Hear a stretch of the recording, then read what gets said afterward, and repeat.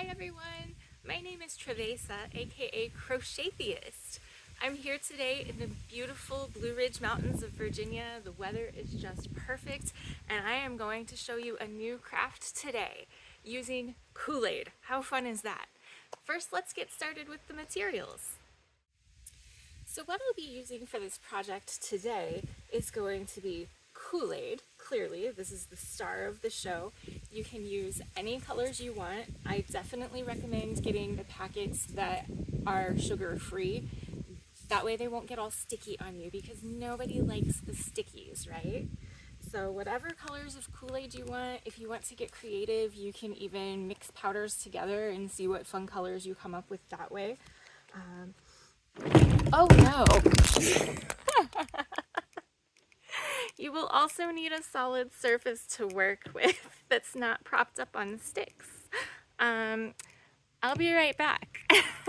Okay, so a level work surface is important, and I have done my best once again. This time I'm using a concrete paver instead of a twig that can roll so easily. So hopefully this table is gonna stay put this time. Working in nature can be a challenge sometimes. In the meantime, I've thought of a couple other materials that I'd like to share with you as well, so I've brought them out, and let's continue going over materials, shall we? So we talked about the Kool-Aid, and next you can see here that I have water. This is just tap water. I don't like this video. Okay. We're gonna, cut.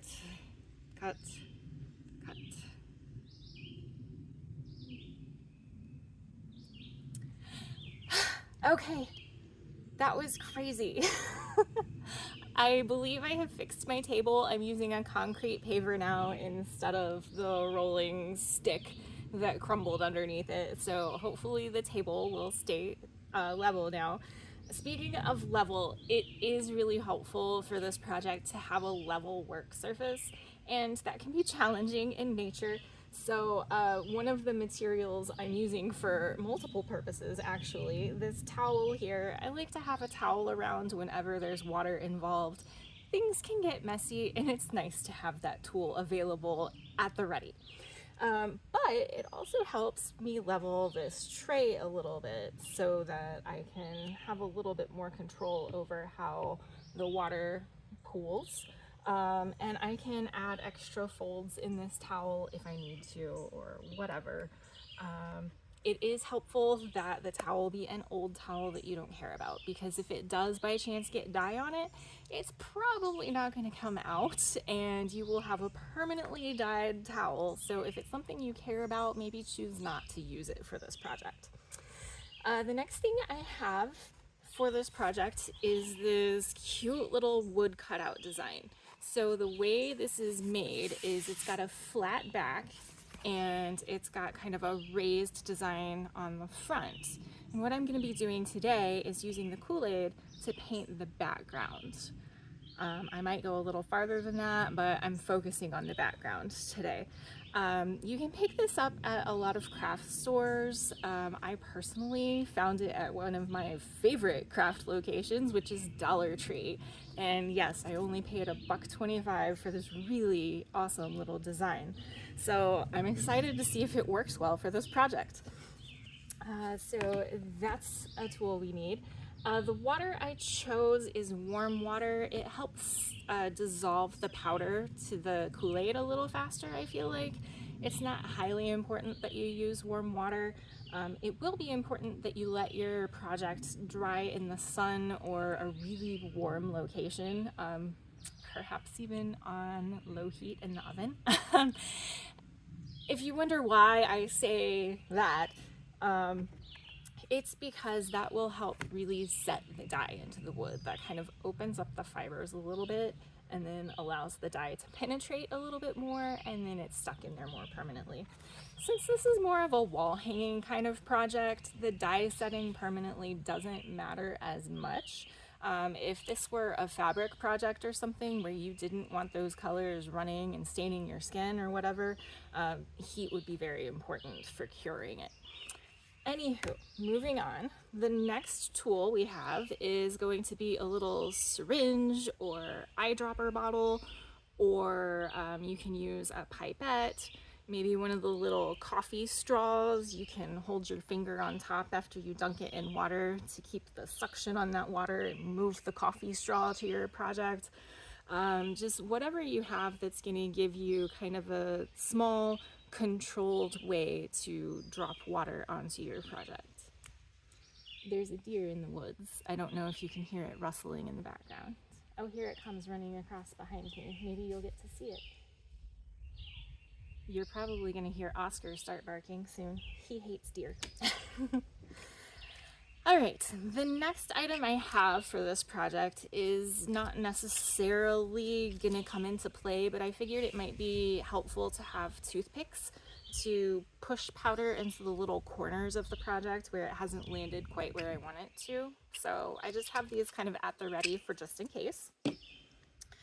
I also brought out some paintbrushes for kind of the same idea, and we'll just see if I end up using them. I don't know that I necessarily will. I don't think I'll need to, but it's an option. I have it ready. So the next thing will be a pair of sharp scissors, because we want to be able to cut a nice small hole in our Kool-Aid packets so that we can help control where they pour. So scissors are important for this. If you don't want to stain your fingers, I recommend disposable gloves of some sort, so that you don't have Kool-Aid hands for the rest of the week, because that stuff really sticks. I believe last but not least is a tray. You could use a baking pan. I like to use a pizza pan. Just whatever you have that has a short edge around it so it can catch some of the water in case you do have spills and don't want to hurt the surface that you're working on. This table is my craft table. If it gets colorful, I'm excited about that because it just shows that I've been having a lot of fun. So you could also throw a trash bag over your work surface if you're concerned about protecting your table or whatever you need to do. But these are the basic materials. So let's get started on how to, shall we?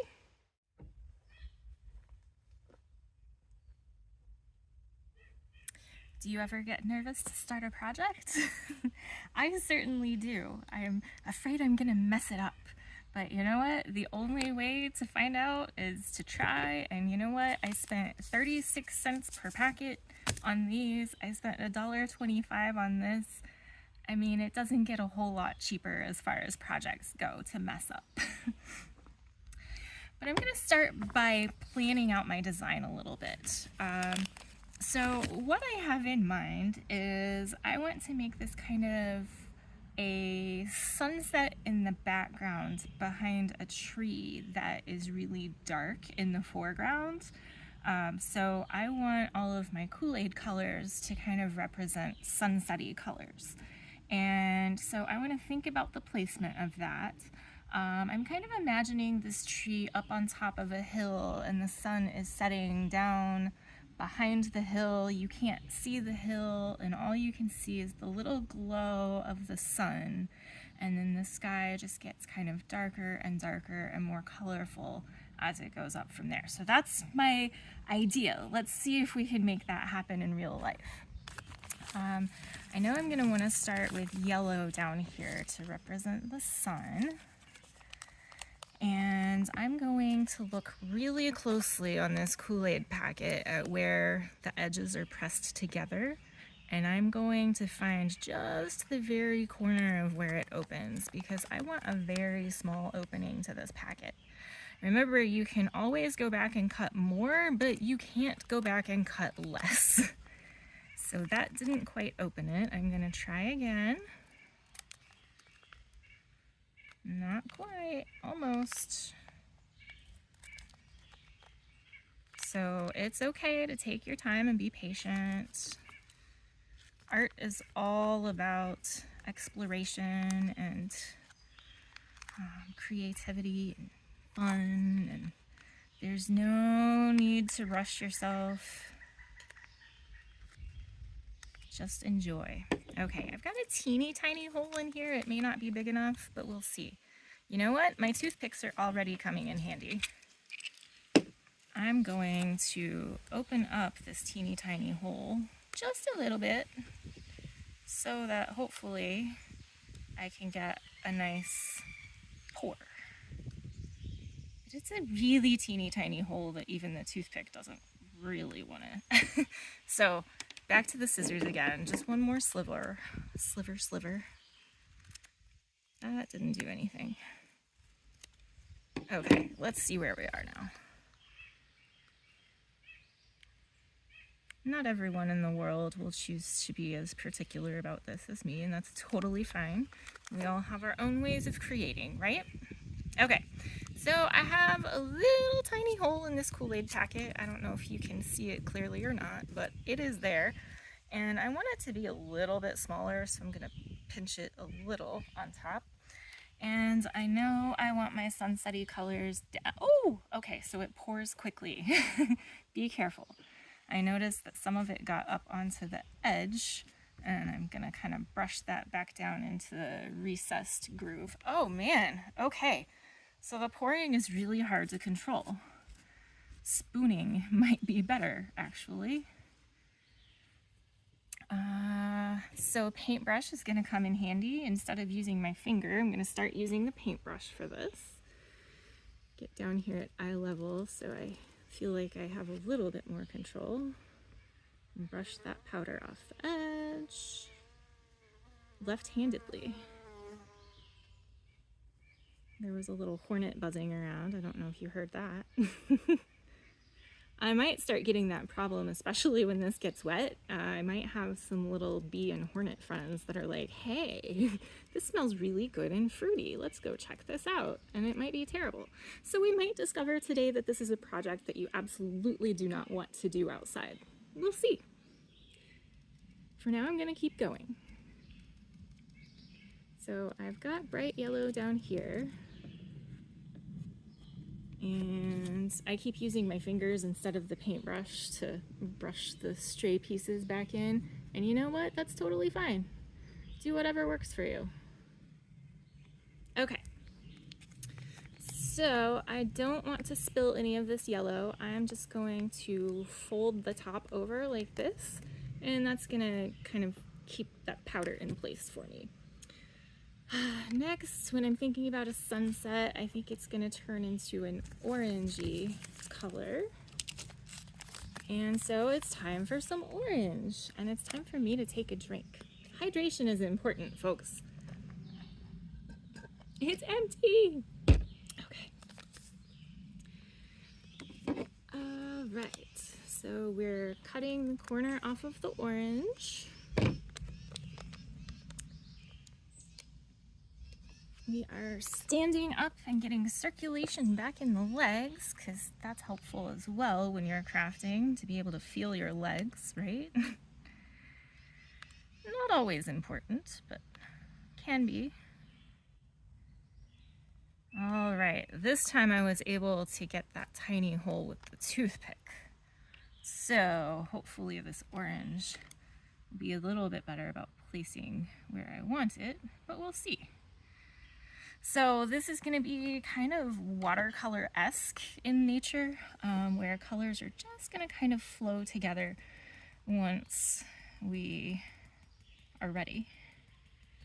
So here goes the orange, and I'm just kind of blending it lightly where the yellow stopped.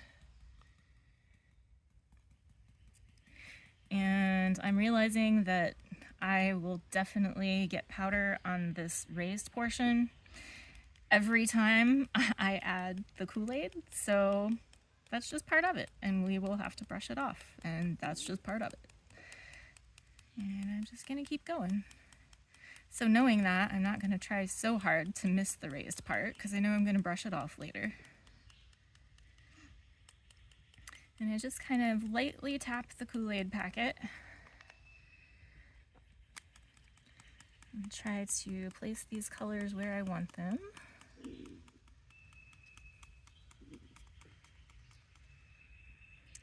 Okay, I feel like sunsets typically have a whole lot of orange.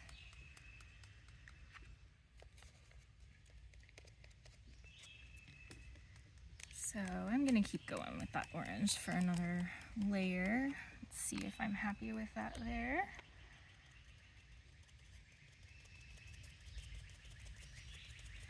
And you might not be able to see this color very well, and that is part of the fun of Kool-Aid painting.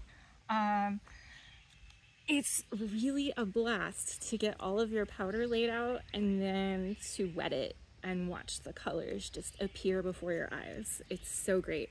And when you wet it, that's when you really start, or at least that's when I really start smelling the Kool-Aid too. So it gets super fruity up in here. It's really fun. And I'm all about fun projects. Okay. So I'm pretty happy with that. I don't want it to be totally uniform.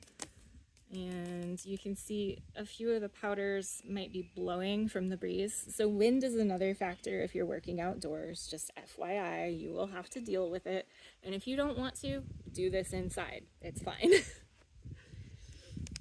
But for this, I think the wind kind of blowing the powder a little bit as I drop it is kind of helping to place it a little bit higher on here, and I think it's gonna help with the whole fade look that I'm going for with the sunsettiness.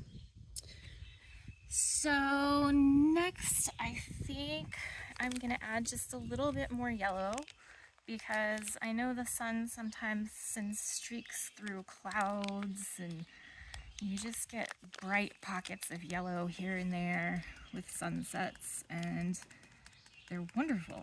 So definitely want plenty of that yellow, but adding it kind of randomly this time.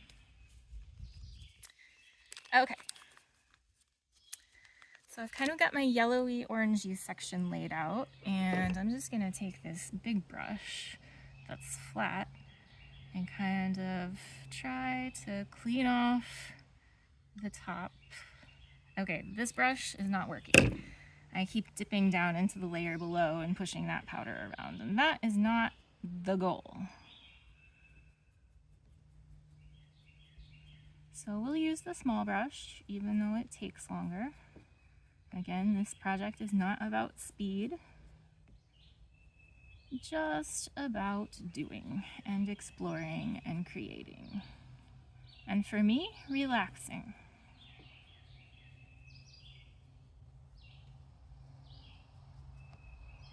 Getting to hang out with my inner child for a little while, right? She's a pretty cool kid, I gotta say. So, I'm getting that cleaned up. Ugh, there's so much to clean up, guys. So much Kool-Aid powder everywhere. And you know what? I haven't decided what I'm gonna do with the raised portion of this design yet. Since I'm thinking it's gonna be like a backlit tree, that means technically the tree could be all one dark color. Like I could just go over it with black acrylic paint later if I wanted to. And so it might not be highly important that I don't get color on the raised portion, because it might just get covered up with paint later. However, since I haven't decided, I am brushing off as much as I can anyway, just in case I find that I don't want to fully cover it up with acrylic paint or something like that. Let's see. Ooh, it might be kind of cool to like Mod Podge like a floral design or a leaf design onto the tree. I don't know. Could use gold leaf. There are so many things I could do for the raised portion. All I know is right now, Kool-Aid. Kool-Aid is the bomb. Oh, I smell the orange now. Getting up here into the orange section that's close to me, I definitely smell the orange. Kind of making me want Fruity Pebbles. My husband hates Fruity Pebbles, absolutely hates them. I love them.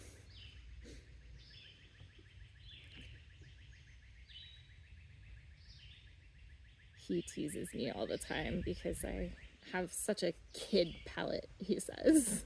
I love all the really sweet things.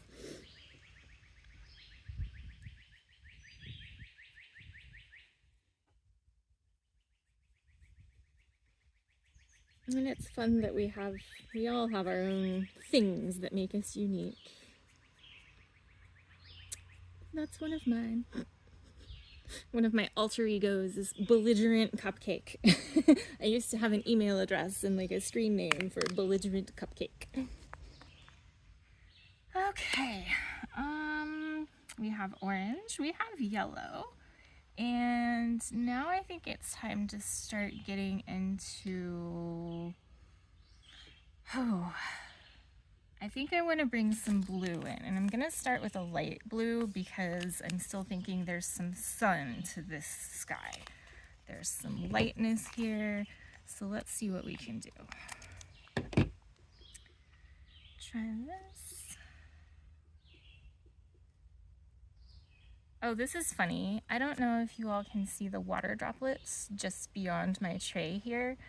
That's from when I dumped my table. However, the Kool-Aid powder has been blowing this direction as I've been adding it, and these water droplets are starting to turn yellow and orange. So that's a thing. I noticed my powder got kind of moved here. I'm gonna put that back to the corners. So I'm using the butt end of the paintbrush, kind of like I expected to use the toothpicks. So just whatever works for you. I am trying to push powder back into some grooves that I accidentally moved it out of when I was brushing the top layer. Or I just didn't get dye there. Or I didn't get Kool-Aid powder there in the first place, I guess. Okay, time for blue. Here we go. Oh no. Guys, I just messed up because blue and yellow make green, and I don't see green in the sunset. So I can't add this blue when I just added yellow. It looks like I'm adding some more orange, and we're gonna have like a yellowy orange for right here. And I may add some red, I don't know, but I cannot add the blue and turn that green. Yeah, I think it's time to break out some red. Red and yellow make orange, and we're on top of orange, so this will probably blend nicely into a red, and I definitely see red and pink streaks in the sky during sunsets, so it makes sense, right? As long as I convince myself that it makes sense, we're good. So I'm leaving some of the yellow in there uncovered with red, but then some of the yellow I am covering a little bit with red. Sunsets are not symmetrical. None of them are ever the same, and so if I get little dots of red even down here, you know what? That's awesome. The best sunsets have all kinds of weird color placement that I could never come up with on my own.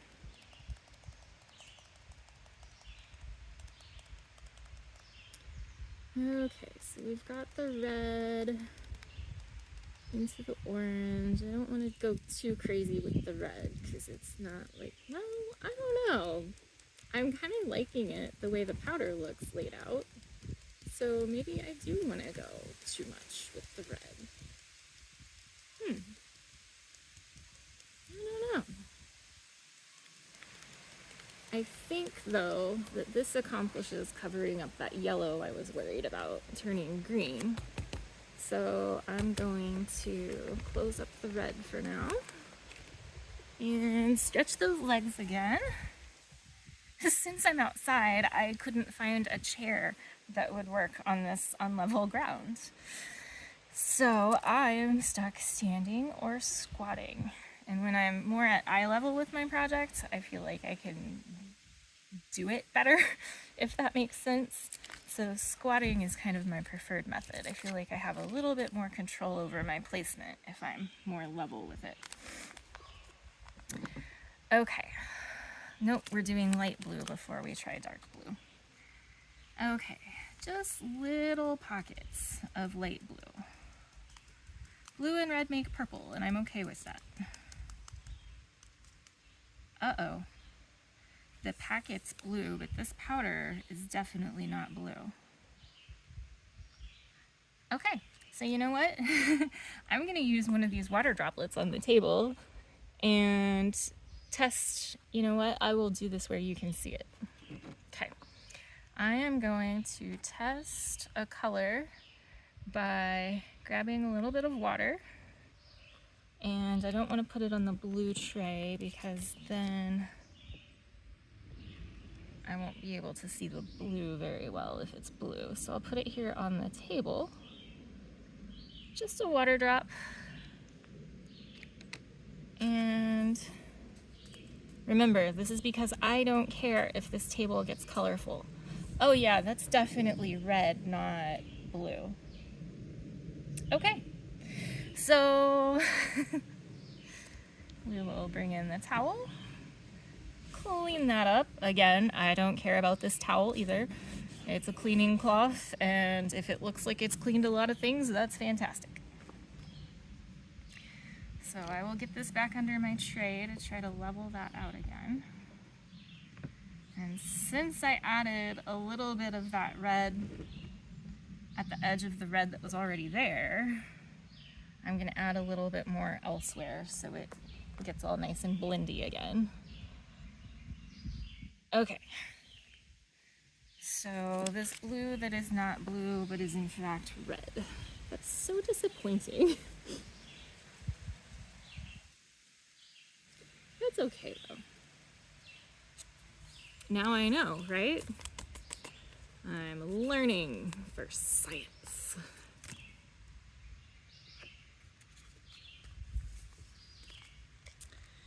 Since we're doing reds, I think I'll go into a purple next. A tiny corner.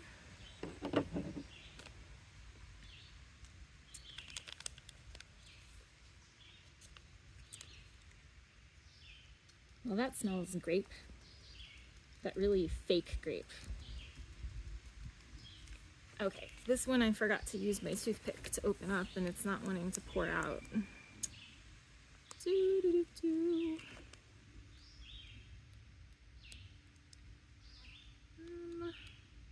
There we go.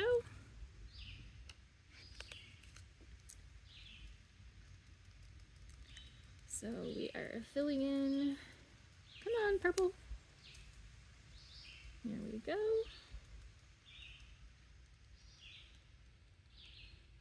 This guy's turning purple up here. It's just a very pretty sunset, y'all. I hope it turns out that way at the end. We shall see. All right, I think I'm happy with purple, except I think I want to put a little bit of purple just down low here as kind of a surprise. Like, whoa, look at those low clouds from this awesome sunset. Yeah, I dig it. Okay, so we'll fold this one over. And what's next? I think it's time for our blue, and hopefully this blue will actually be blue. Unlike the last experience. I'm gonna move this a little closer again. I know I got out of place when I moved it down to show you the water drop test. So here's blue. I brought out 2 packets of the blue raspberry because I was thinking I would use a lot of dark blue on this pattern, but as it turns out, I'm using very little of the dark blue. Oh, I cut that hole really big. Can you see that? That's far larger than I want. So I am going to pinch the top down. I'll leave the toothpick here to kind of leave the opening that I want. Then I'm gonna fold the extra down, and that kind of shrinks the hole to that size instead. I don't know if the camera is focusing so you can see that, but hopefully that little trick can help you. I'm gonna do another test of this blue because, again, I don't know if it's blue. I'm just doing it right here at the edge of my tray on a water drop that's already on my table. And we have blue! Hooray! Okay. So this appears to be probably a light blue rather than the dark blue I was hoping for. So I'm gonna make some adjustments here, but we'll get some blue up here, keeping it away from that yellow down low, because I don't want green. We've established that. Putting some of this blue here with the purple here and there. Letting some of it get down to the red, but not super far into the red, because there was yellow under the red. Okay, so plenty of blue up here. And I will close that one down. I smell the blue raspberry. What else? Huh. I'm afraid this blue is going to be way lighter than I want it to be since this red and this purple are so dark. So just for good measure, I'm going to bring some purple up to the top as well.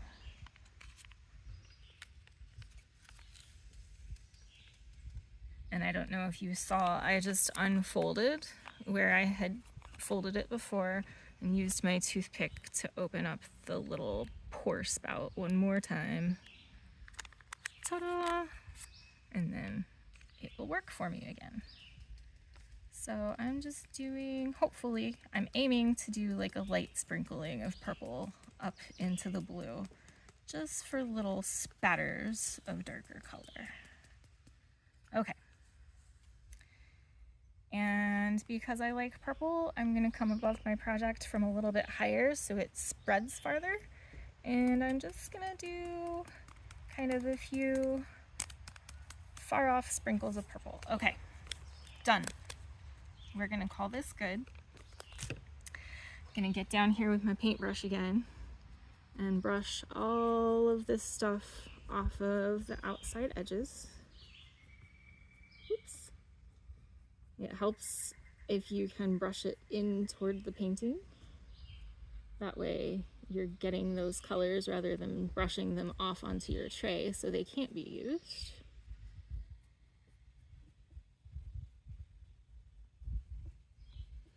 And I'm starting by going around the outside edge, and I think I'm just gonna try to work my way inward in circles like this to hopefully get every piece. Some of these are tricky because it's easy to poke the surface below and not just brush it off the top, and that kind of displaces where you have the powder. But I imagine that that won't be a problem when I add my water. I think the water is just going to make it all kind of flow. So we'll see. We shall see. This is kind of a zen practice too, really, just kind of brushing all of this sandy stuff off of the surface. If you don't have the patience for things like this, then you would likely think otherwise.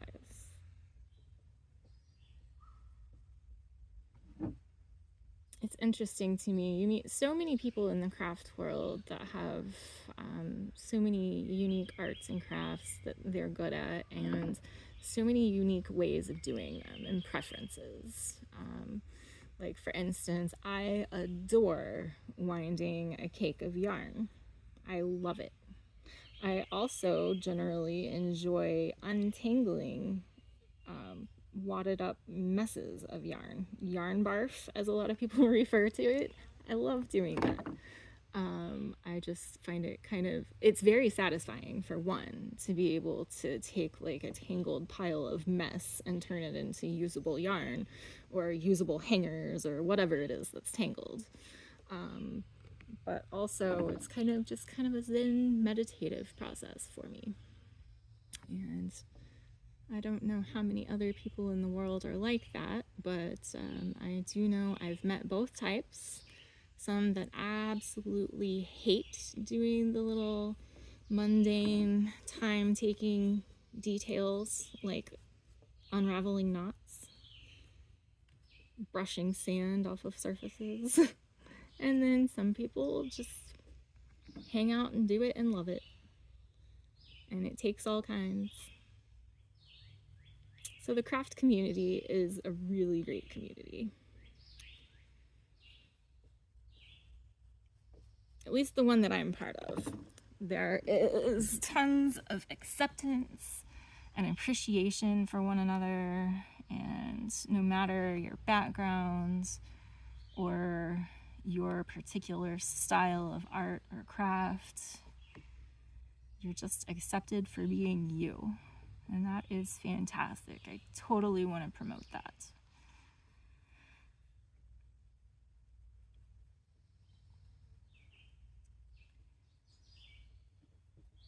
Okay, so we're getting close to the final step of the process. Well, maybe not final, because I'm gonna lay it in the sun to dry and then figure out what I'm doing with the raised portion. But after that, then we will be to the final step. I don't even know if the sentence I just said made any sense at all. But you know what? I'm doing art. So I'm basically talking to myself right now, but also talking to you all. Clearly, one of the great benefits of technology is if you're tired of hearing me talk and you just want to watch me, you can absolutely mute me. And the benefit of being a good human is you don't have to tell me about it if you mute me. You can just appreciate me for doing the video and just move on with your life. I love when people don't feel the need to express their opinions. Especially about art, because, I mean, come on, seriously, this is such a personal thing that comes from people's souls. How in the world can you criticize people for doing art differently than you might? It's so strange to me. However, as I said, I personally am part of a fantastic fiber community that does not behave that way. And it's wonderful, and I hope that you have the same in your life.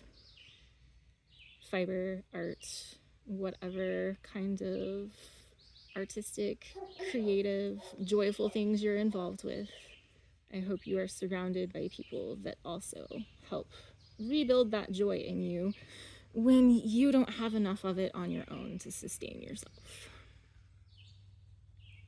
Because that's important. You know, we can't all carry everything all the time by ourselves. And something somebody taught me many years ago, and it was an amazing point that I have not forgotten. Lots of people in the world want to help. You probably want to help. I know I want to help when people are in need. And if I am too proud to deny you the opportunity to help me when I'm in need, I'm doing you a disservice.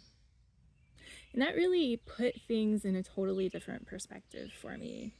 Like, I really am denying you the opportunity to do something that would help make you feel good about putting good into the world if I don't accept help from you. And that's not saying that I need to ask for and like accept help willy-nilly and be useless on my own and not do anything for myself. That's not what I'm promoting at all. But I am promoting, go ahead, let your community be part of your life. They want to be. So anyway, that's my little soapbox. And now that my soapbox is done, I think I'm also finished brushing off most of the dust that's on the raised surface. And I'm taking my little toothpick and trying to fill in some of the corners that don't really have any Kool-Aid in them. I'm not being super duper particular about this because, again, I really think that what's going to happen is the water is going to move the Kool-Aid around to everywhere that it needs to go anyway. It's just the really naked spots. I'm checking for very naked spots and trying to fill up very naked spots. Like I see a few here on the very edges that just didn't get hardly anything. So I am gonna go back and hit those with more powder.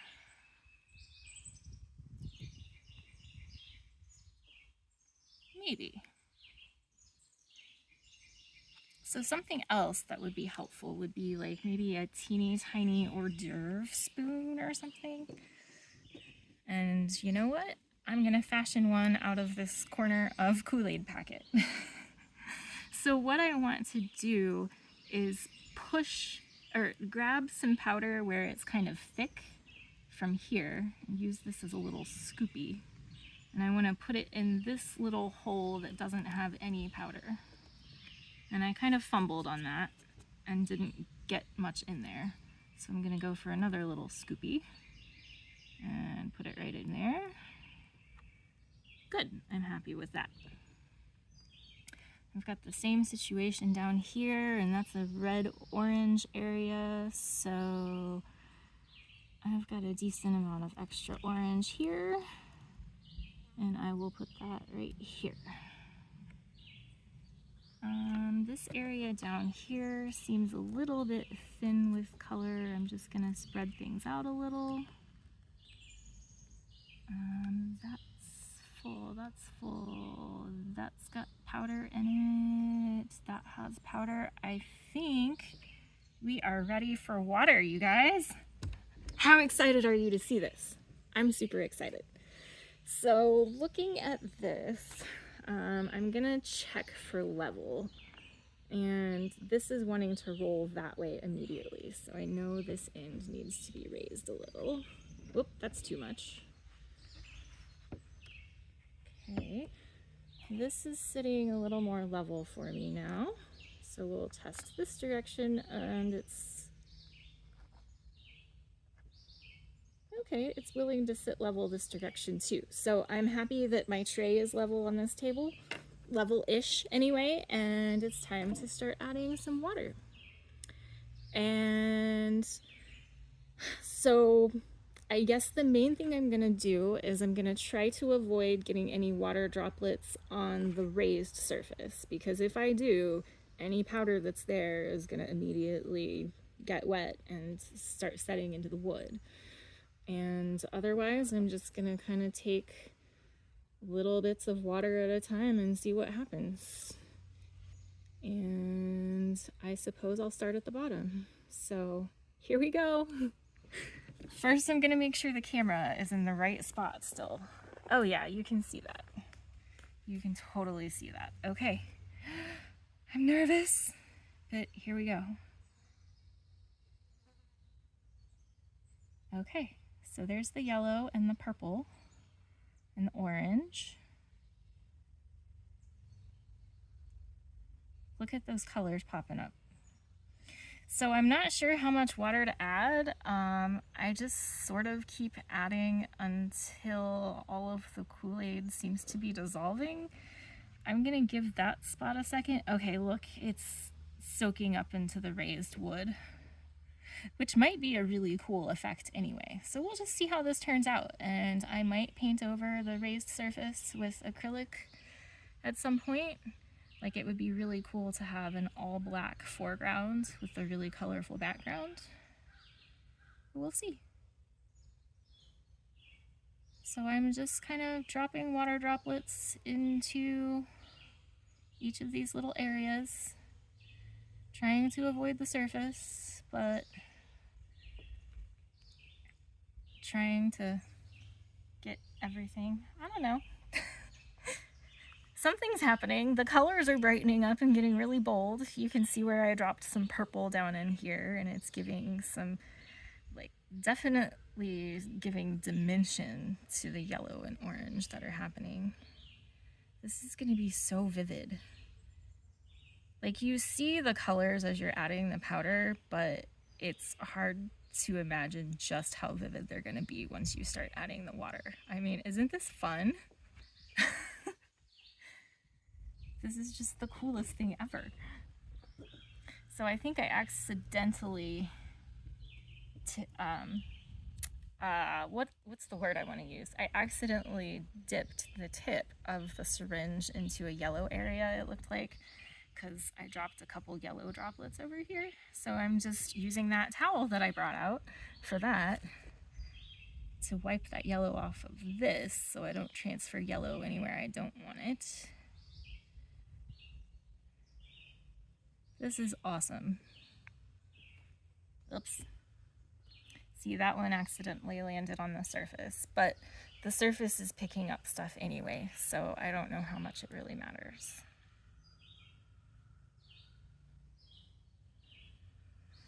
I didn't check the weather report. It's getting a little cloudy out here, which is kind of nice. It means I'm not sweating as much, but also I don't know if it's gonna rain.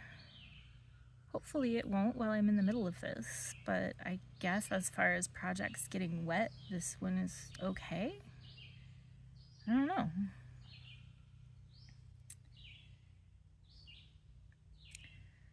Get one in that little hole. Oh, I missed.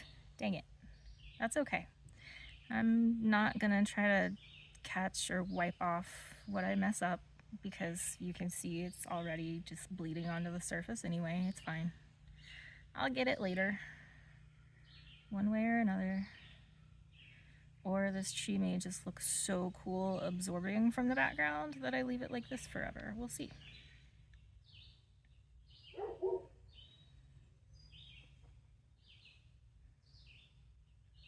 Start here. Okay, just for fun, I have to do a couple of these colors up this direction to see what they look like.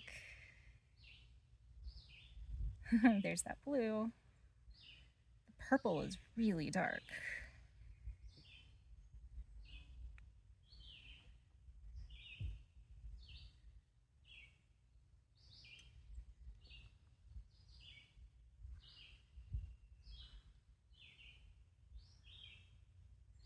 This is so fun.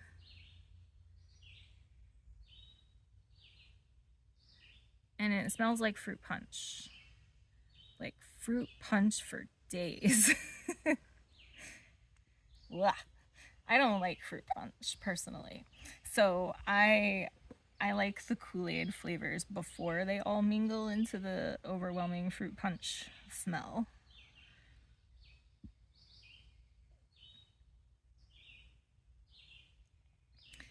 But it's still really fun to have a project that comes out smelling like a fresh summer day at the pool as a kid, you know? Oh my goodness, this is turning out awesome. I don't know if you're noticing, but this is so freaking cool.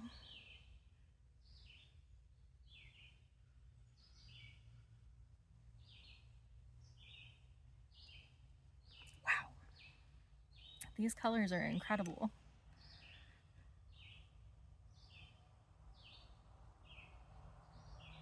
So I've got a couple naked spots on the wood in there. I'm adding a little more water so it doesn't dry funny like that.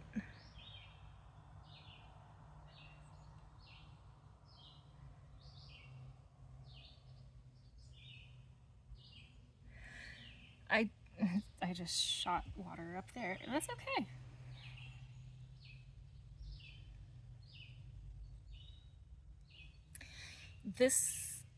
I was gonna say this could also work well with a spray bottle and you just spritz it, but that would send all of your powder flying. So please do not do a spray bottle. You might be able to use a watering can that has like a really fine shower setting.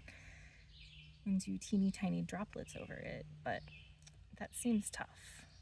So for me, until I figure out a better method, this is going to be my preferred method.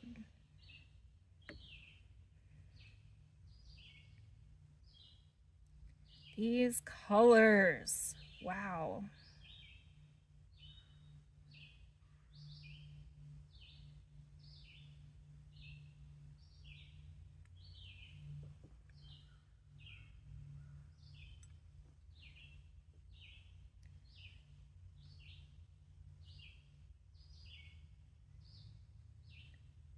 Oh, we ended up with some green up there, but we're going to pretend it's a yellow-blue. See, this looks like the shoreline in the Caribbean to me. It's beautiful. Wow. Okay. Ask me how I really feel. Oh, I got some color on that. There we go. This purple is super duper dark. I wonder what it'll be like when it dries. Whoa, I just filled that really full.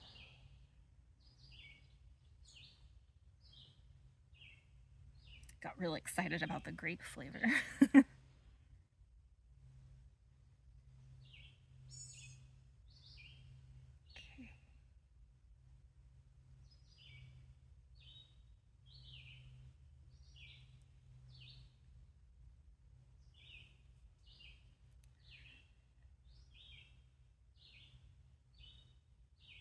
This purple is insane.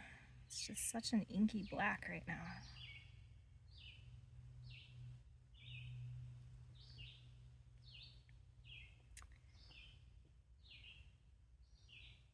There's blue. And yep, the blue and purple are mingling here. Excellent. Okay, I see just a couple real small spots that could use a little bit more water because I see tiny bits of bare wood.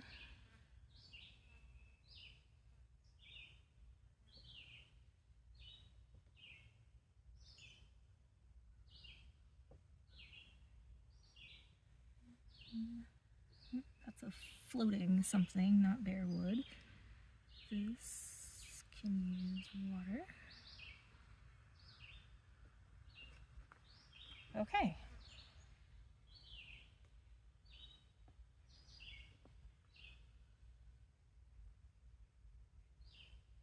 All right. Well,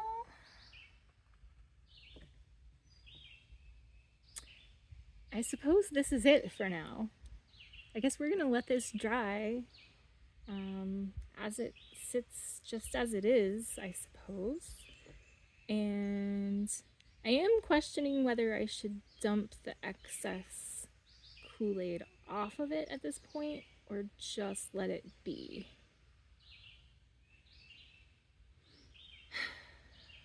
I really don't know, because down here in the yellow areas there's not a whole huge amount of excess, but up here in the red and purple there's a ton of excess. And I just don't know.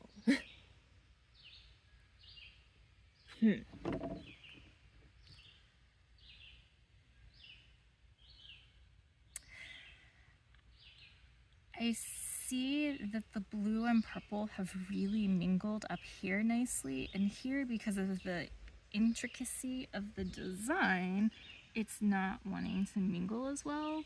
So I'm gonna use my toothpick here and kind of just bring that purple in a little bit more and invite it to play with the blue.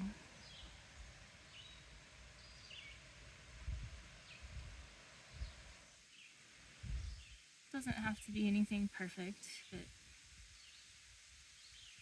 maybe bring a little from over here and mix in so that this chunk up here doesn't look like it stands on its own. That's not wanting to grab purple, so we'll try this. Let's see if that grabs purple. It's better. It works. I'm happy with that. Okay. So, yes. I think I'm gonna leave this right here, but I don't want the wood to warp. So, yes, I am going to dump the excess. Good job, brain. I'm just gonna bring it right over here off the edge and quickly go. Oh, oh no.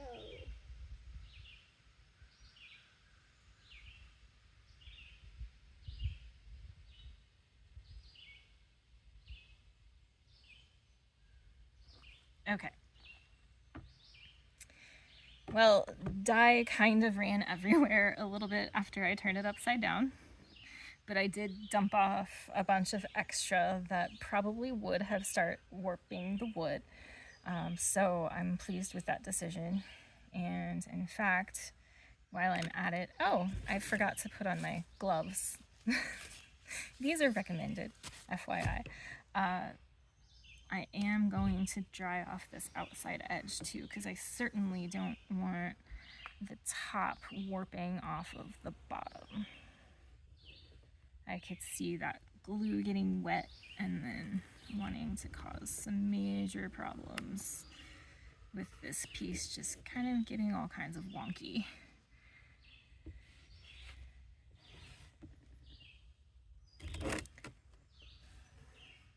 And we'll clean up the stuff under here that spilled. Oh, and it's dripping again. Oh no. Okay, oopsie. We got some color on the tree there. Excellent. Okay, that's it so far. That kind of looks amazing.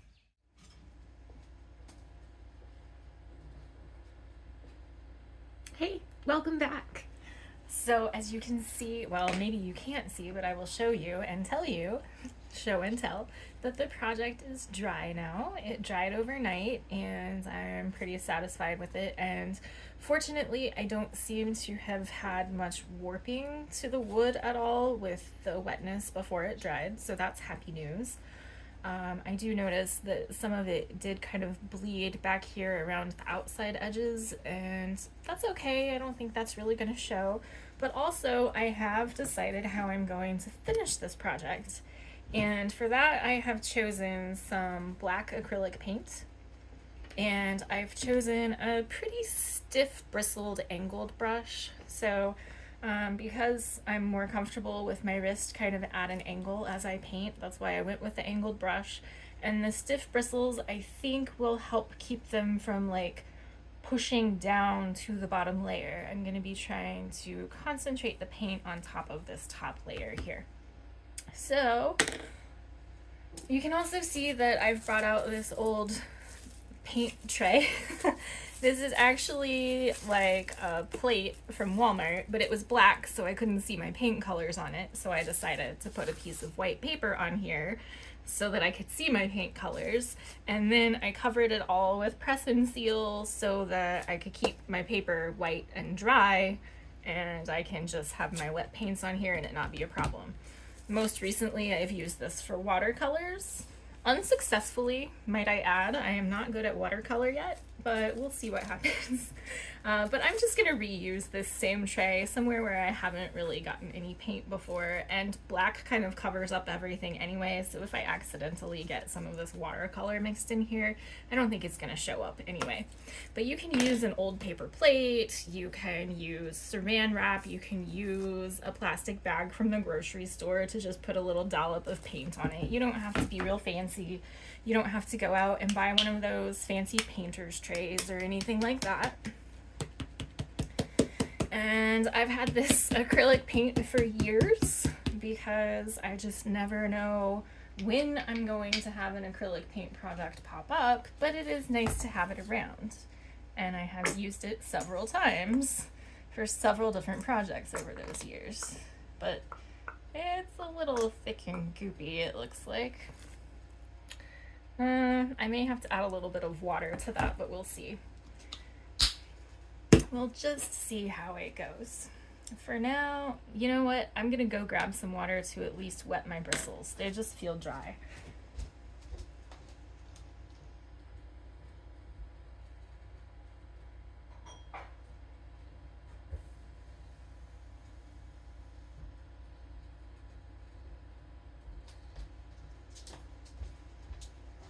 Here we go. So as you can see, I am using some of my actual glassware, but this is kind of an old junk one that I hand painted myself years ago, and the paint globs are falling off because, of course, I'm gonna use my dishwasher, folks. I'm gonna use it. Anywho, if you're concerned about paint getting on any of your dishware, use like a plastic or paper cup or something instead for your water. And here I forgot to wet my brush anyway, so we'll just do that now. I say all that to say that you might in fact get some paint into your glass of water. So if you're concerned about your glass at all, maybe avoid this, or choose something other than that glass that you want to protect. Yeah, this paint is kind of clumpy and weird, actually. So let's just kind of reset, and we're gonna try to work on getting the texture of the paint right. I'm just adding some drops of water in here, a few at a time, and then we'll mix the blob and see if it's the consistency I want. Right now, it's not wanting to really adhere to the surface of the wood as much as it wants to adhere to itself. It's like just this pile of weird goo right now.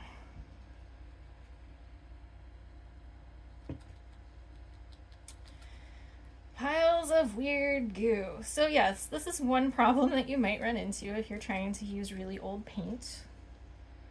Water can go a long way though, so don't give up just yet.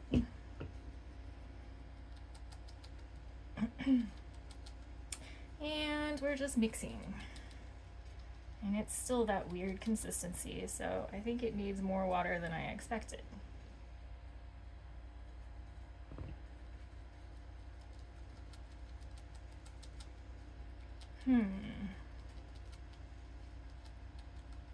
Oh, the joys of old paint. But what I really love about having old craft items around is that I don't have to go shopping every time an idea pops into my head. I have most of the supplies I already need.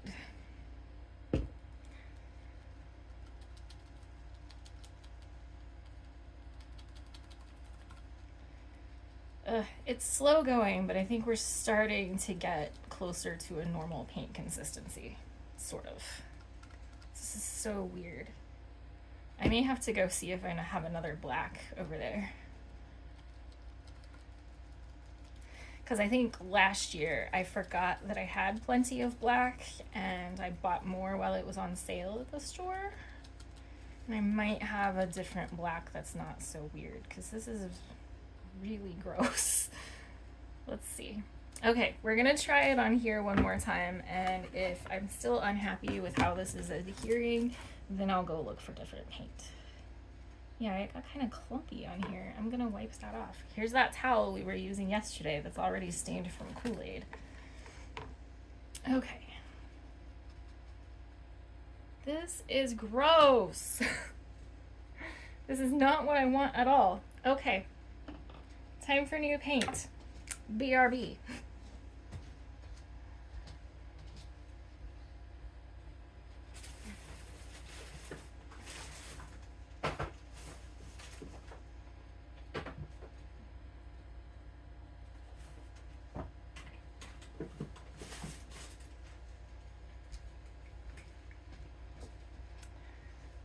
Okay, cross your fingers. I have a new black paint. We'll just see. Please be better than the other one. Oh, that's so much better. Look how nice and glossy and smooth this new black is. And it flows and pours. That's fantastic. That's what I want out of paint. I want it to be paint-like in consistency. Okay, let's try again. Oh, so much better. Okay. So much better. So having the right tools for the job is always helpful.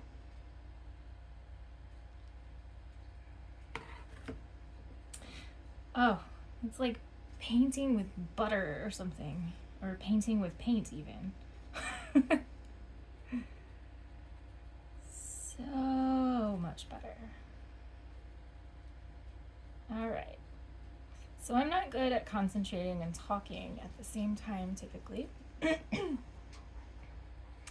Maybe I'll remember to put like a fun little music interlude in here for you.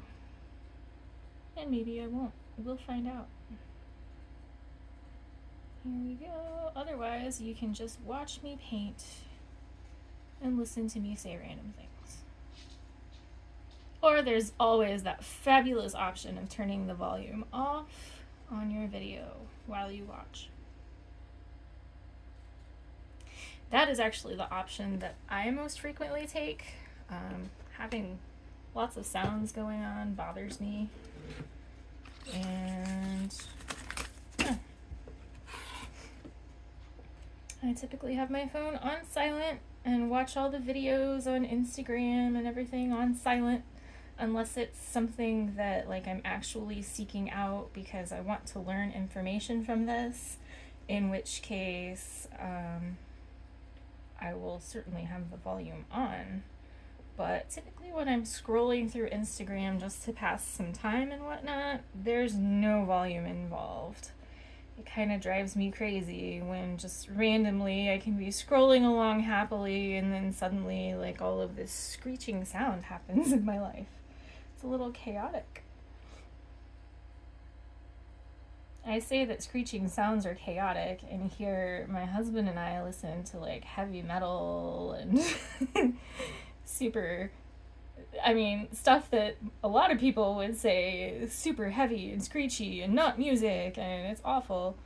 But I can listen to that and enjoy it. But some of those people, the voiceovers and everything on Instagram and TikTok just kind of make me a little bit crazy if I run into too many in a row. So silence is kind of my jam.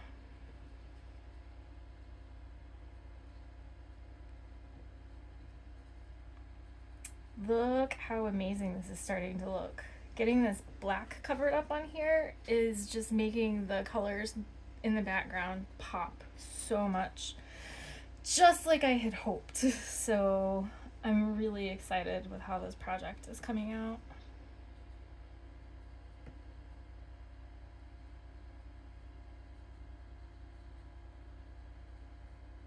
So I am too new in my YouTube channel journey. Oops, I got paint on the background. Sad.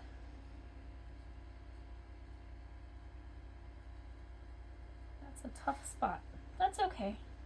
You have a little mistake because remember, I'm human. Anywho, what was I saying? I don't know.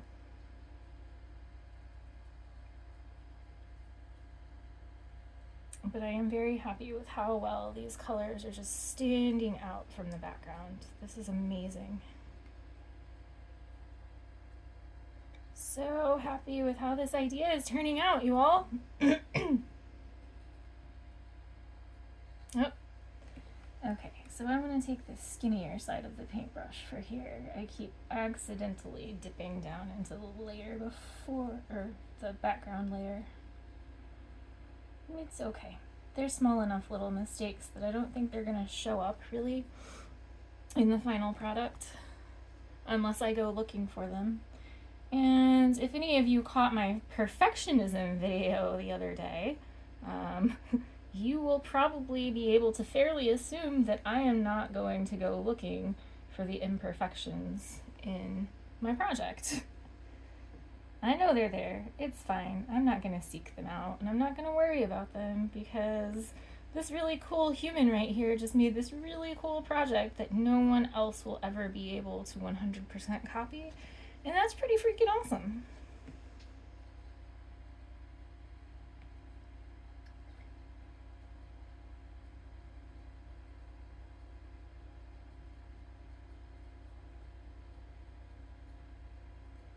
But you can certainly borrow my idea. I would love for you to connect with me on social media. I am Crochethiest at Instagram. I am Crochethiest on Facebook. I am Crochethiest here. I am Crochethiest at gmail.com. So get a hold of me. If you do this project, I would absolutely love to see how yours turn out. You've got to send me pictures, because as far as I know, I'm the only one doing this, and I want to see what other people can create. It's such a fun new craft. Okay, my hand's getting tired.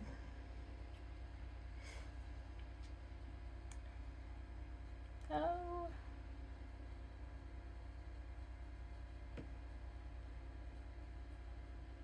Trying to be so careful with these tiny little leaf details. This part's a little painstaking, but it's gonna be so worth it when this is done.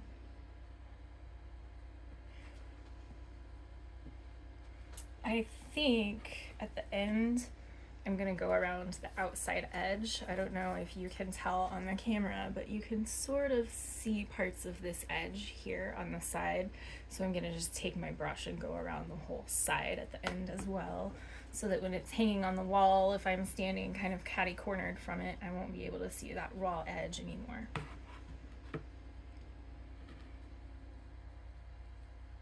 I don't want too much paint on my brush, so I wipe off the excess. And trying to work from kind of the center out so I don't stick my hand in the paint to rest. We don't want wet hand paint stamps all over the project, or at least I don't. You might want that.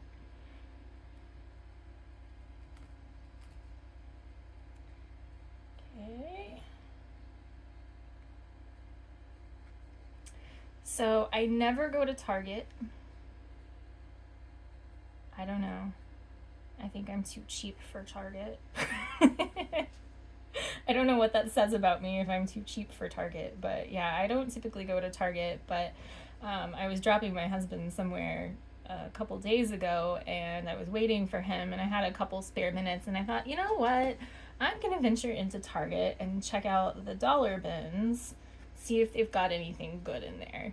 And they had a few cute little crafty things that were kind of kid geared. They could certainly be for adventurous adults as well, but like I think I remember seeing a unicorn in there, and I can't remember what other cute little thing, like maybe it was a butterfly or something.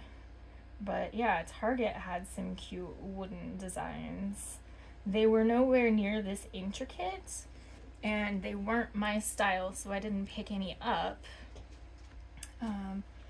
They had less of a background foreground situation going on, but I would imagine you could do some really fun things with those as well. And as I mentioned earlier, I got this particular one at Dollar Tree. But that was a couple months ago. My closest Dollar Tree doesn't carry anything like this currently. I don't know if the Dollar Tree where I picked this up still has any, but you can probably find them at places like Dollar General, Family Dollar, Michael's, Joann's, Hobby Lobby, all of those places. You might even have a cool woodworking shop that's like a local business that would have something like this. I don't know. You could probably find things like this on Etsy.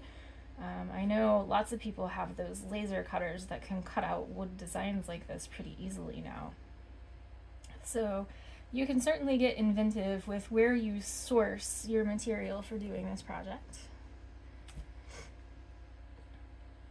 Unfortunately, I think Kool-Aid is still fairly easy to come by. I picked up a bunch of mine at Walmart. I figure there were going to be Walmart customers after I left going, who cleaned out the Kool-Aid aisle? This is ridiculous. I didn't totally clean it out. I left some for other people. We were just lower on some colors than before I got there.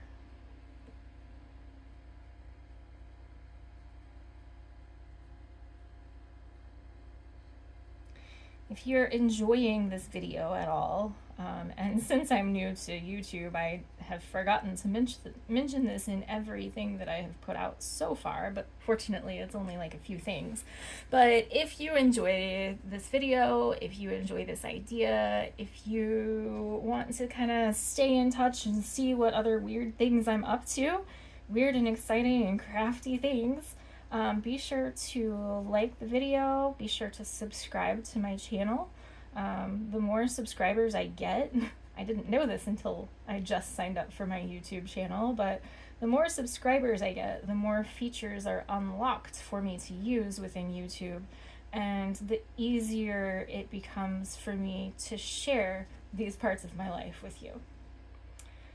Like the first several hours of having my YouTube channel before I got myself like legally verified, I could only post 15-second clips that were recorded on the YouTube app, and I couldn't upload pre-made videos from my phone at all. So like any of the content that I've been working on for you all, I couldn't even share with you until I had like my ID verified. And then there are other things like I can't go live and share with you until I reach a certain number of followers or a certain number of video viewing hours.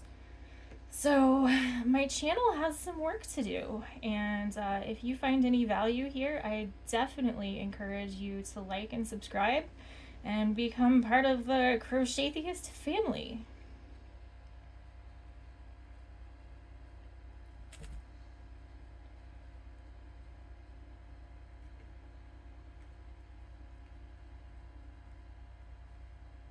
I hit the background again. It's alright. These tricky little corners.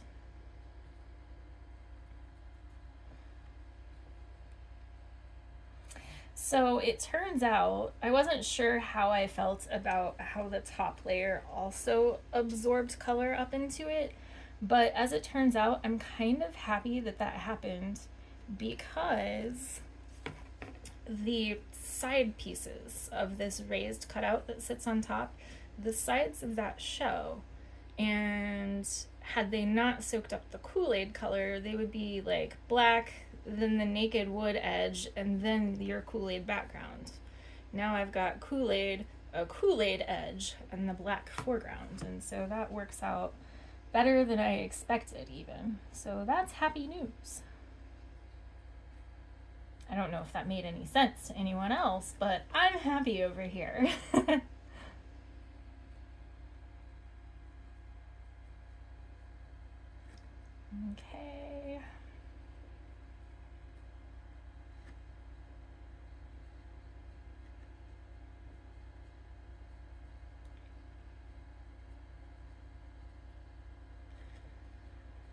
Oh, I feel like I'm so slow at this. I wasn't prepared for this to be quite such a time-consuming little part of it, since I'm just covering everything all with one color. But no, I'm not covering everything. I'm trying to only cover the raised parts, and that's trickier than it sounded to me in the beginning.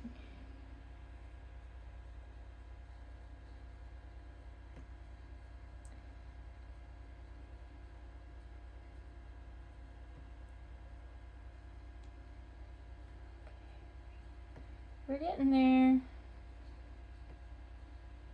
So getting close.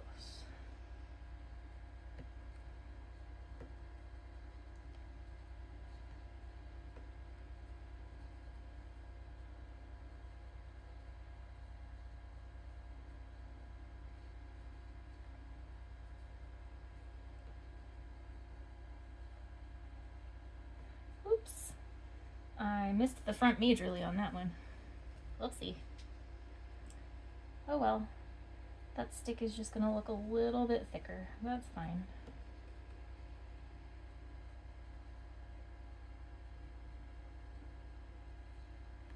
Okay. And if any of my artist friends out there that are more familiar with paint and brushes and different types of media and all.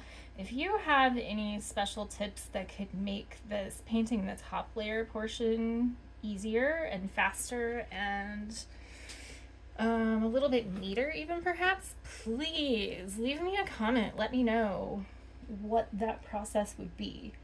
I considered trying to find like a really firm, small foam roller and see if I could just put like a thin layer across the top, but I was so afraid that since I couldn't see what was happening as I rolled over everything, that it would just drop paint down into the grooves and ruin everything. So I decided to use the old trusty paintbrush method instead, but I am certainly open to other ideas. I never took an art class in high school, ever, ever, ever. And it was not for lack of wanting to, it was because I was so busy doing all of the classes that I had to do to be seen as smart and wonderful and, you know, acceptable and all those things. And so, yeah, I never did take an art class. And I'm sure there was a lot that I missed out on learning as far as different tools and mediums. So currently I just kind of make the best with what I have and what I know, and I try to learn from other people as I can. And there's no real wrong way to do art.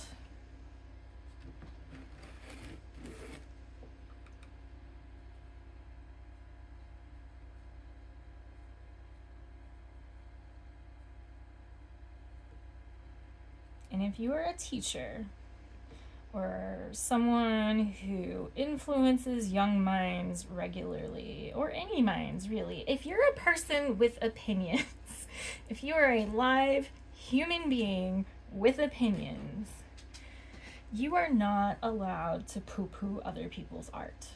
You're just not allowed. Art is such a personal expression. And you do not get to tell a child, no, people aren't purple. Why did you make this person purple? No, trees are not this shape. This is wrong. You cannot do that to children. You shouldn't be doing that to adults either. But hopefully adults at least have a little bit longer than kids to develop some coping mechanisms against that kind of bullcrap. But yeah, you cannot be demeaning someone else for their self-expression in art form.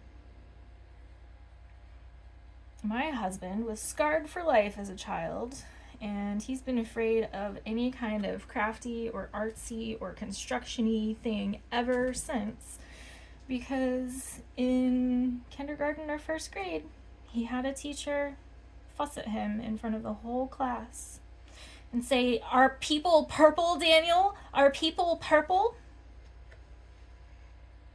They are. I have something to show you.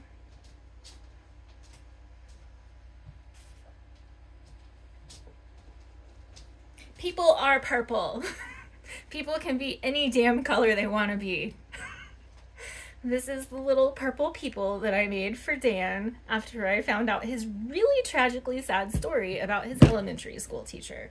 Like, how can you call yourself a teacher, an adult, a kind human, and be that way to people? It's just totally unacceptable. So I urge you to change your ways if you are that person and accept the purple people in the world. Come on.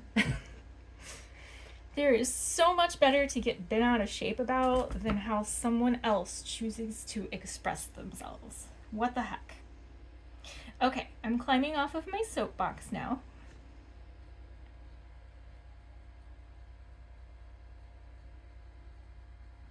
I'm done with discussing childhood trauma for now. I do not intend that to be a common topic on the channel, but you know, sometimes it comes up. We all deal with it, right? I think parents do the best they can.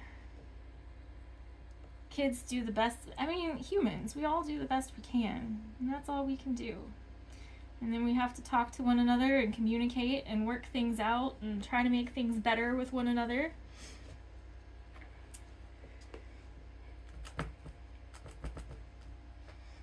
It sounds hard, but it's also not that hard. Just use your words and talk to people.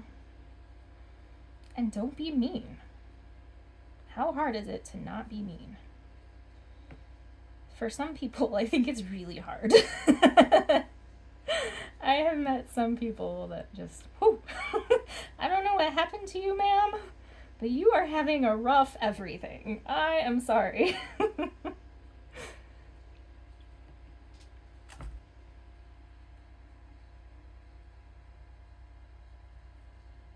And no, there's no one in particular that I'm referring to. I just know I run into grumpies pretty regularly when I'm out and about. I mean, life isn't easy. I think we can all agree that being a human in this world, in this day and age, is not an easy thing to do.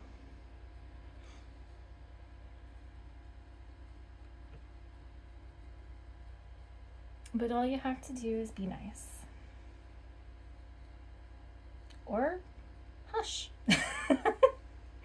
I mean, if it's not going to be beneficial, if it's not going to build anybody up or make any positive changes, you don't need to say it. That's not to say that you shouldn't stand up for your rights. You certainly have freedom of speech and you are free to express yourself, and I encourage that. But there are ways to go about it that don't belittle others.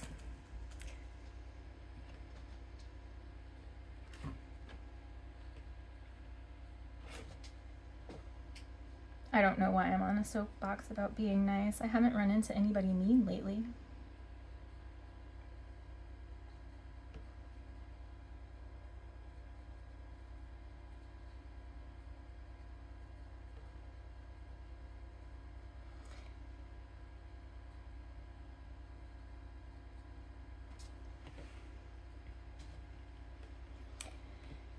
Yeah, I thought this was going to be more like a 10-minute project, and I don't know how long this video has gone on, but it feels like far longer than 10 minutes.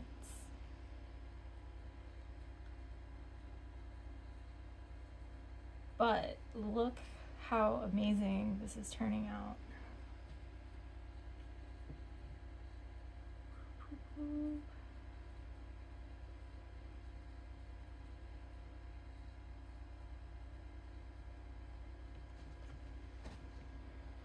I do feel like somewhere in the world there exists a way to simply roll over this once with paint and be done. And I would love to know what that method is. Because it's not this one.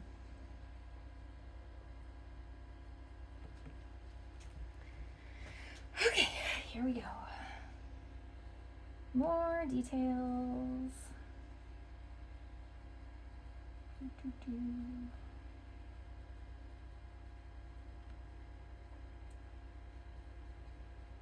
Here we go.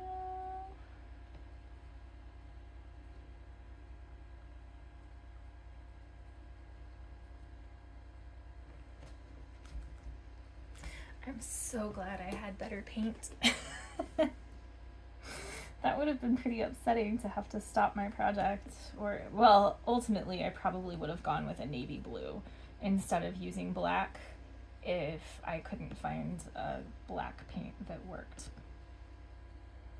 Because I think navy blue would have worked really well too for that whole backlit tree at sunset look. But I really, really dig the black.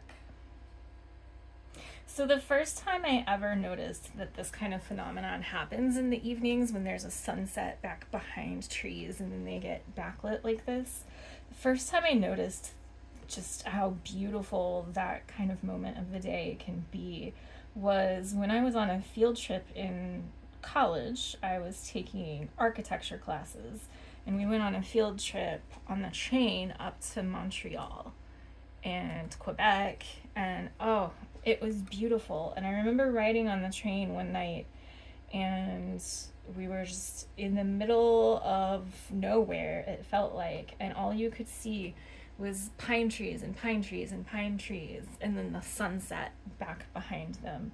And everything in front of the sunset was just this beautiful inky black color. You couldn't see any definition to anything except for those branches and those needles of the pine trees and everything. They were just black, and the sky was so vivid behind it. And I've never really forgotten that moment.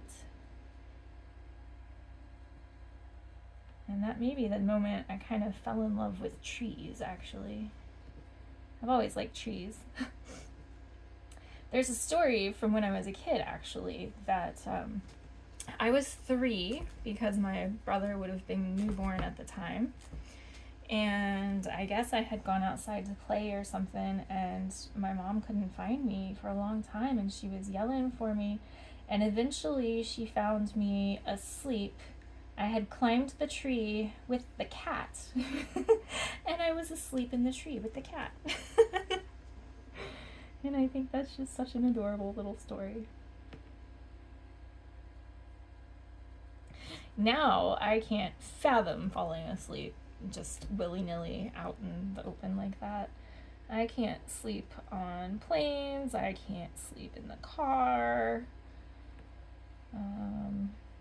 I have a hard time sleeping in strange houses and beds and hotels, and yeah, I don't know how in the world I fell asleep in a tree. But you know what? If I was 3, 3-year-olds have busy little lives. They need a whole lot of extra sleep.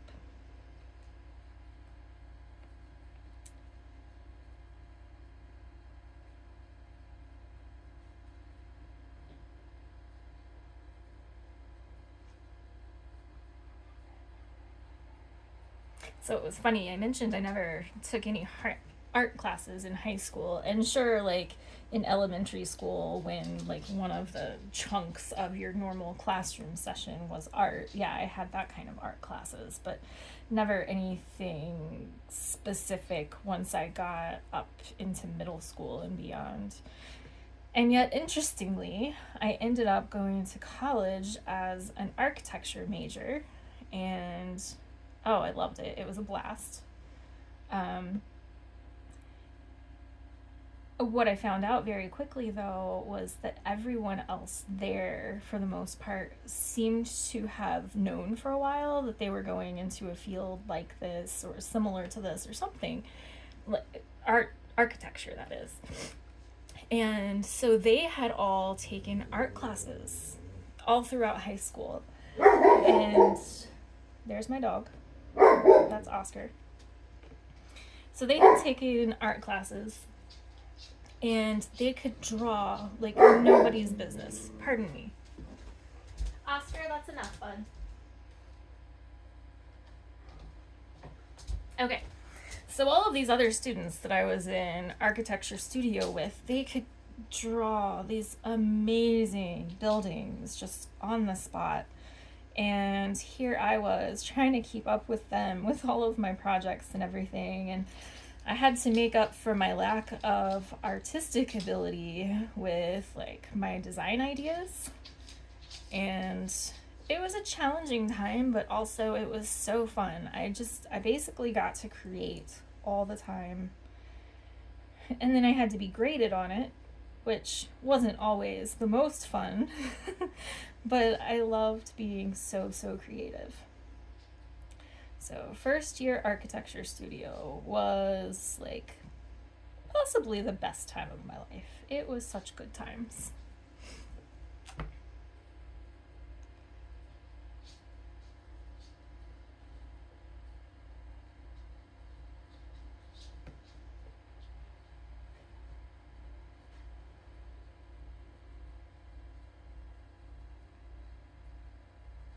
Yeah, I spent high school, I was gonna double major in Spanish and architecture. So I spent high school like getting as far as I could in my Spanish classes. I had to take one class independently during a study hall because it just couldn't fit into my schedule the way I needed it to. And then I was trying to fit in like the construction class because I thought that would relate a whole lot more to the career path that I was kind of going for. And like, I totally would have chosen construction over art because I had no idea that, oh, we'll need to draw a lot. I just figured we'd be using AutoCAD and computers to make all of these blueprints and everything. But no, there's so much art involved in architecture as well. It's really cool. We had to make 3D clay models of things. We just got super inventive with what we had. We'd use foam and clay and just all kinds of stuff to make these projects happen. Which was right up my alley. My dad has always been kind of a jack of all trades, and he was always doing random repair projects for people, whether it be their antique chair was broken and needed some reweaving and some stuff done to the wood. Dad would take care of that. There was a local church that needed some re-roofing, so he was roofing for the church. He did our own plumbing. He knew about electrical, just all kinds of things my dad could do. And I kind of followed in his footsteps in that way, I guess. I was never satisfied with just knowing how to do one thing. I just want to experience all the things. Life is short and full of all kinds of exciting things, and I want to do as many of them as I can.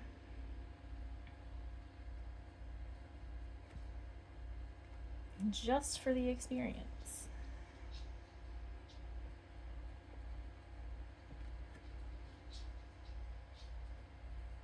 Oh no. You see what I did here? I put an extra black streak. Okay. It's alright.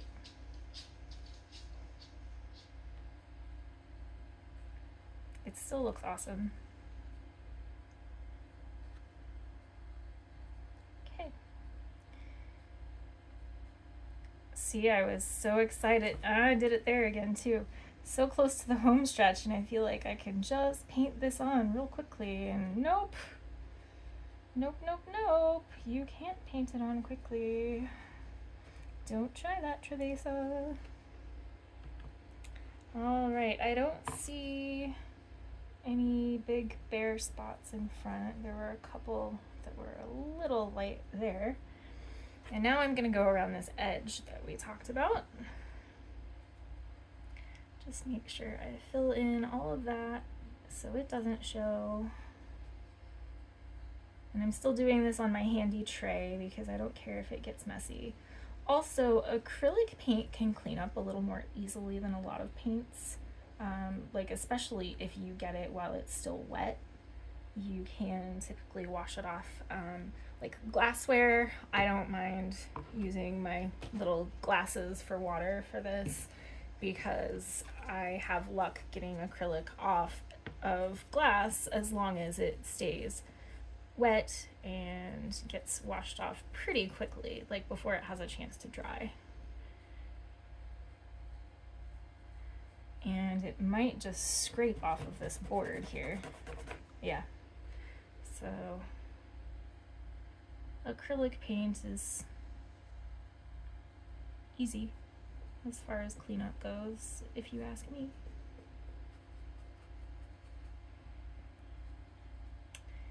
We're almost done.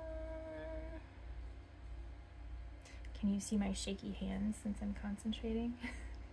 I'm trying to hold this tree just on the black, and I'm trying not to touch the black too much, but I don't want to get black fingerprints on the background, so I'm being very careful with where I place my thumb to hold this in the front.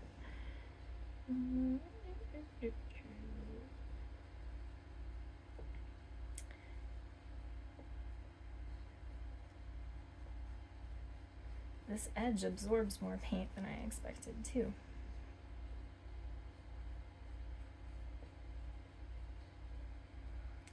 Okay, time to turn.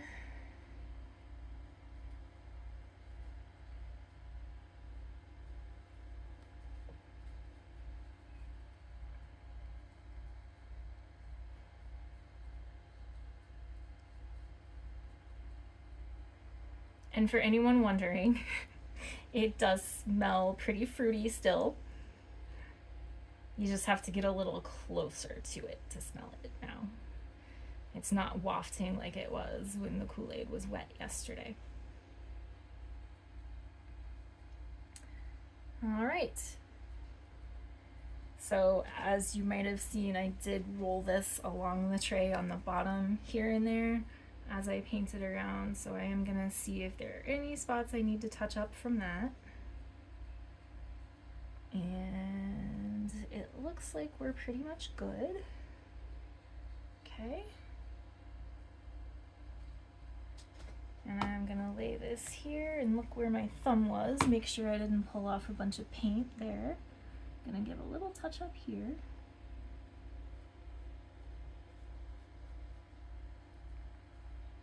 And touch up here. So from this angle, when I was looking at it before, I was looking at it this direction, and all of the paint looks covered this direction. But then when I look at it from a different angle, I am seeing just a few little spots that I'm wanting to touch up a little bit, that maybe the paint didn't get into the grain of wood going that direction. There aren't many, but there are just a couple. So it does help to look at your project from a couple of different angles just to make sure you got everything the way you want it. And I'm gonna call this finished. This is it. What do you think?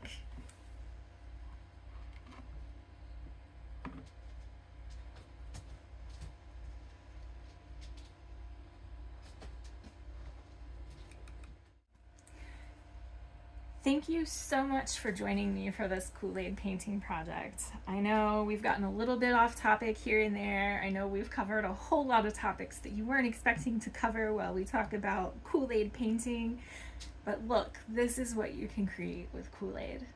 I hope you enjoy this. If you do, please like and subscribe, and I hope to see you for the next video.